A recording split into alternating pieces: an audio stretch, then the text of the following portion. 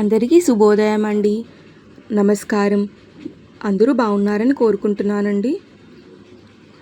మనం గరుడాద్రికొండపై వెలిసిన శ్రీ వైకుంఠ వెంకటేశ్వర స్వామి ఆలయంలో వార్షిక బ్రహ్మోత్సవాలు జరుగుతున్నాయని మన అందరికీ తెలుసు కదండి. నిన్న 2వ రోజు కావున వేద పండితులచే కొన్ని కార్యక్రమాలు చాలా ఘనంగా జరిగాయండి.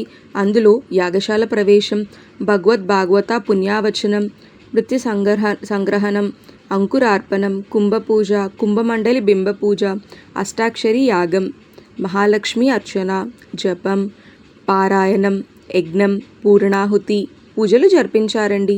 ఈ కార్యక్రమంలో ముఖ్య అతిథులుగా ఓం భారత్ శక్తిపీఠ వ్యవస్థాపకులు, హిందూ మహాసభ దక్షిణ భారత ఆర్గనైజర్ సెక్రటరీ గురూజీ భగవతానంద మహారాజ్ పూజ కార్యక్రమంలో పాల్గొని విశేష పూజలు అందించారండి.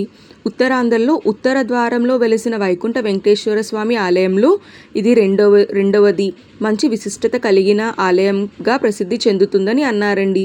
మరో 3 రోజులు బ్రహ్మోత్సవాలు కార్యక్రమంలో అధిక సంఖ్యలో భక్తులు పాల్గొని స్వామివారి కృపకు పాత్రులు అవుతారని ఆయన కోరారు. ఈ కార్యక్రమంలో అనేక మంది భక్తులు పాల్గొన్నారు.